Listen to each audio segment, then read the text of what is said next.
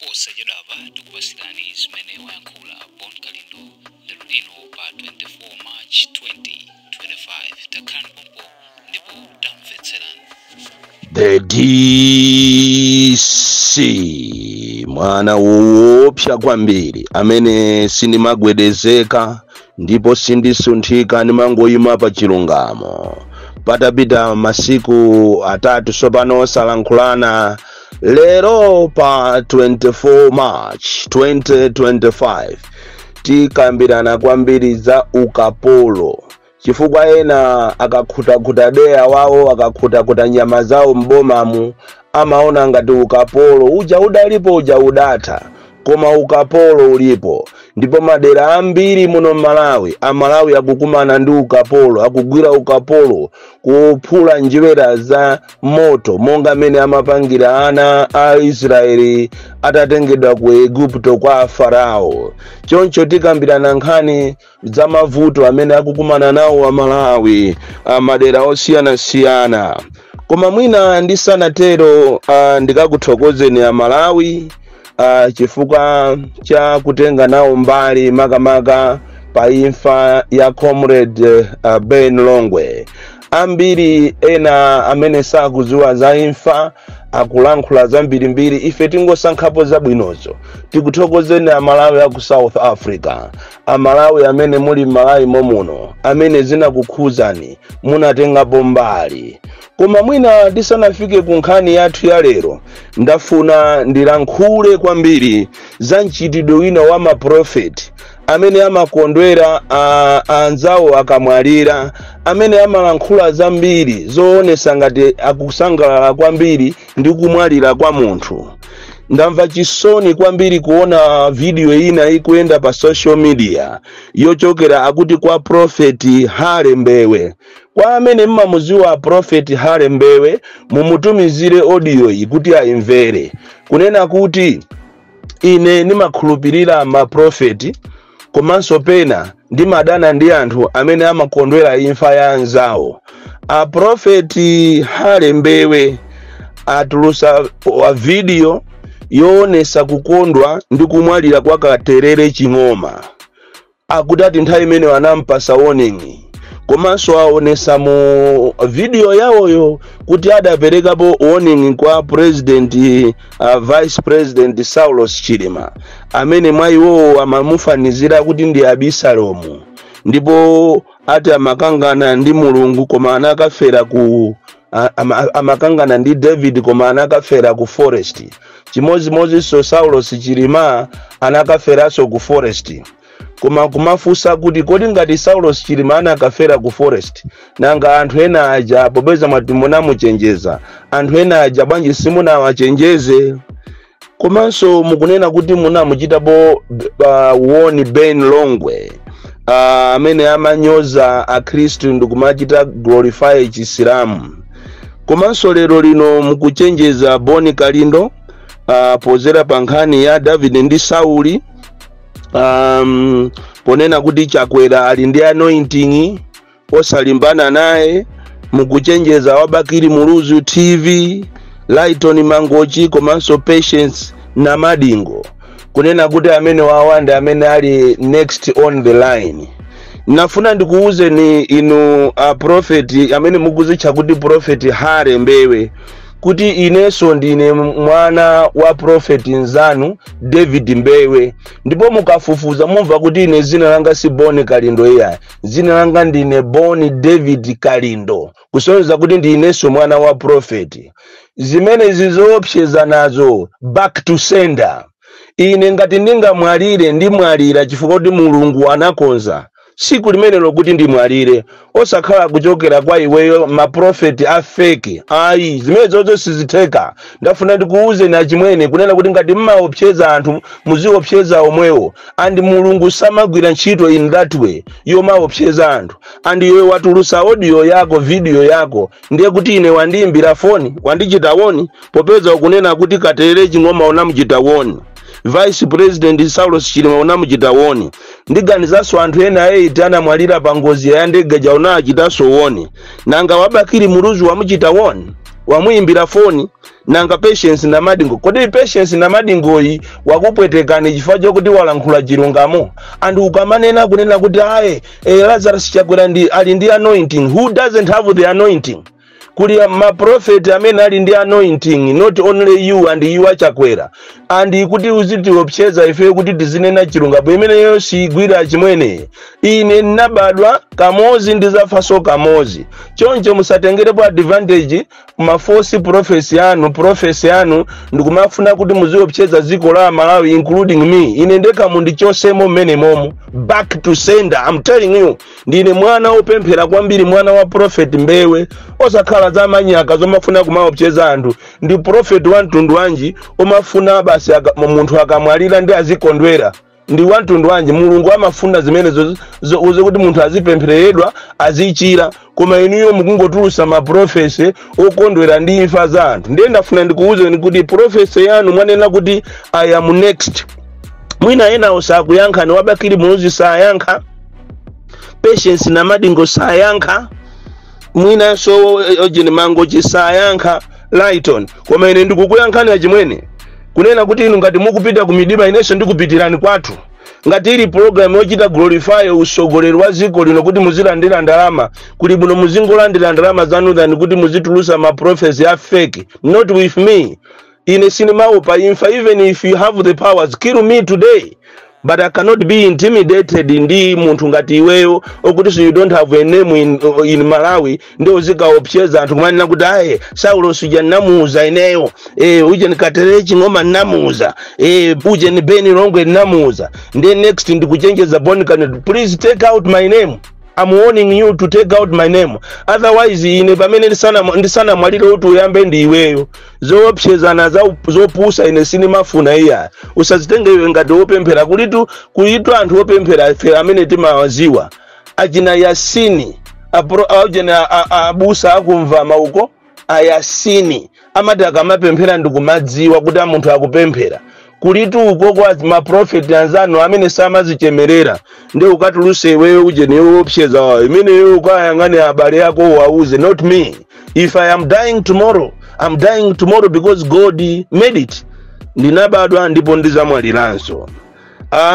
Nkhani zathu za lero tikupita kwambiri ku ukapolo. Chifukwa ukapolo umaoneka ngati Malawi muno unatha, koma ukapolo ulipobe. Tapita ni inuyo kwa Ngomano, Chiramwera, mupite kumene koko kwa Matiye amene wa Chimaliro, Chidote, January, Boidi, Tiye Mlepa. Mupite kwa Matiye onse kapena masabutiye onse akutsholo kwa Nguruwe, kwa Pemba, Kapichi, mukaone mmene anthu akuvutikira. Kwa Thomas mukaone anthu amene azunguliridwa nditi mmene akuzunzikira. Ngati kuli boma limene likuzunzika kopsa anthu ake lina mwayiwo ndi kutcholo kumene azungu anatenga minda yonse ndikukasira anthu miyala. Ngati ankalima nthawi imene amapulumukira nthochi ndipo nthochizo zidatha. Panopa amapulumukira pakati yapo Nandolo ndipo Nandolo yonse sakugwira chifukwa ndi landi yomweyo amangolima zaka zonsezi kuchokera ma 70 chakuti 60 chakuti 40 chakuti kuzafika pakana leroli. Choncho anthu amadera amene wa Matiye amene wa akuzunzika kopsa ndi kampani ya Kamfozi imene ili ndi idolandi malo ongokhala amene sakualima kwa over 100 years. Choncho anthu akumeneko anaganiza kuti mwina tingopita muchiremu tikalimemo tilimemo mbewu zathu tikolole. Lero anthu aja akalima kumene kuja chimanga chawo over 5,000 anthu over 5,000 ochokera kwa Matiye amenewa. Lero Akamfozi abweresa asilikali akumenya anthu nthawi itino yokolola mene ziko lavutira chimanga kulibe njala iliko yopsa. Mukauona mmera umene ulili madera osiyana kunchisi tidanena za mmene chimanga chilili. Kusalima tapita ne mukaone madera ena onse ngakhale kulilongo mukaone mmene chimanga chanyalira kusonyeza kuti kukubwera mavuto azanjala. Malo mokuti inu anyake Akamfozi estate mualole anthu angokolola chimanga chawo ndipo muauze kuti asazabwereso. Lero mwaika PMF kumene kwa kumenya anthu kumalanda anthu chimanga mulibe chisoni osakhala ndi mitima ngati anzanu ngati airovo bwanji amakhoza kulima chima ngati kumagawa kwa anthu inuyo akamfoze state ndiye state yokhayo mu history even Kamuzu ankapita kumakagona kumeneko kuzonza kuti ndiye state yaikulu komanso state ya anthu amitima yabwino lero mwalowererana ndi Amalawi olimba mitima ndi kumazuza anthu ndikupempheni matiye nonse komanso a DC akuthyolo mukanayichita resolve nkhani imeneyi ndikukamba nawo akamfoziwo alole anthu angokololamo chimanga chawo and I know for sure kuti malo si yawo malo ndi azungu paja ife malo athu analandidwa ife paja ndi anakude tilibe ntchito even olwaboma alibe nafe ntchito kuti ayitenge nkhani imeneyi yayilowerere anthu akuzunzika koopsa kuthyolo kwa kamfozi kwa angomano ngakhale olonsewu munasiya kupala misewu kulibe kuthyolo anthu akuchita kumayenda kumapita kuphedi kaye maliro akachitika amatenga galimoto kuisiya kutunda ndikumasika ndi bokosi kumusi. How I wish we had a president amene akanayang'anira mavuto a anthu osiyana muno Malawi. Ukapolo ulipobe choncho ndikanakupemphani inu anthu akukamfozi mabwana akukamfozi nchitidwe uwomamenya anthu kumalanda anthu chimanga chawo mwasi anthu yonse imene amalima simunazulise alima chimanga panopa chimanga anthu akukolola wina anatenga 15 tons yache apolisi amenya ndikumulanda chimanga cho ndi galimoto yomwe mukanamakhala anthu okumva chisoni mu dziko la Malawi.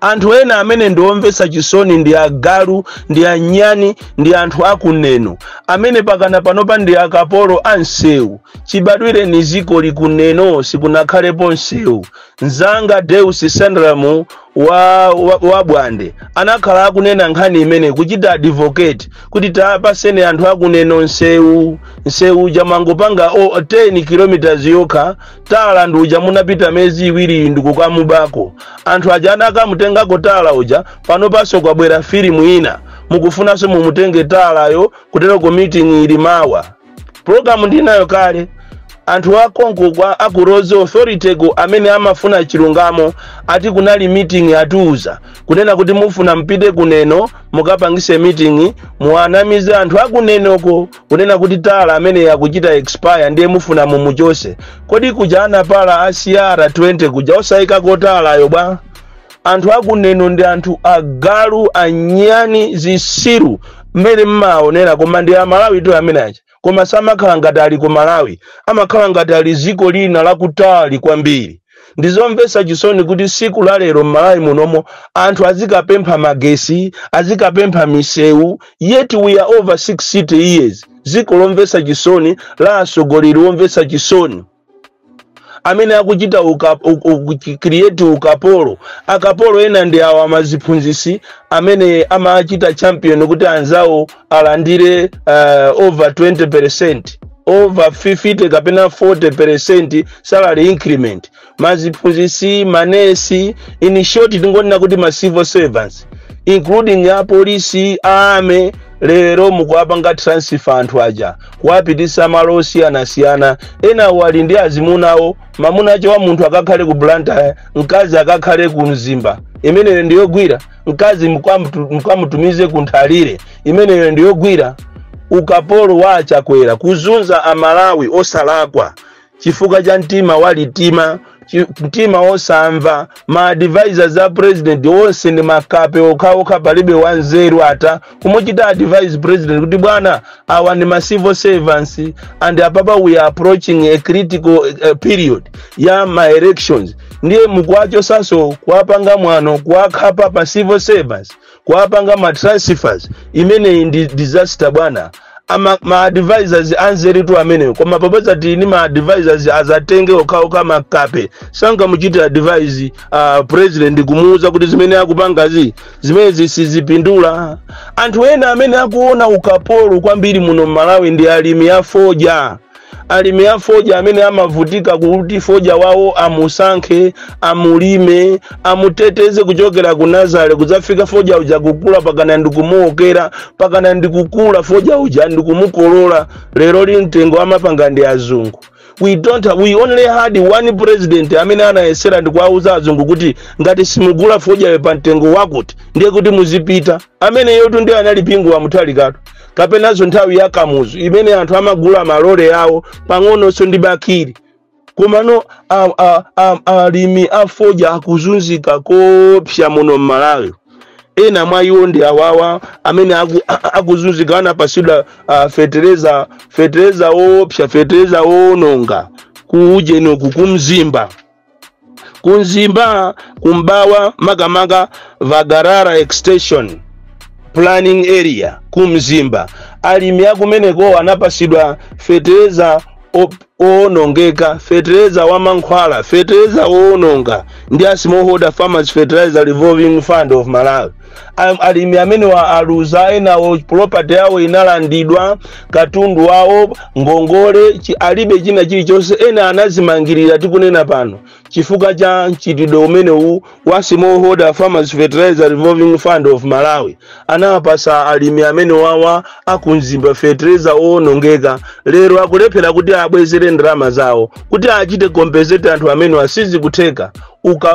Ukapolo woopsa muno Malawi, ukapolo tingoyang'ana ndale basi. We are not looking at anything, considering anything. Chimene tikuziwa ndikuyang'ana ndale, ndikumatuma anyamata kuti azikakhapa anthu. Ndi zimene ife tikuziwa. Usogoleri wa Lazarus Chakwera, usogoleri wokuba, usogoleri wozuza anthu.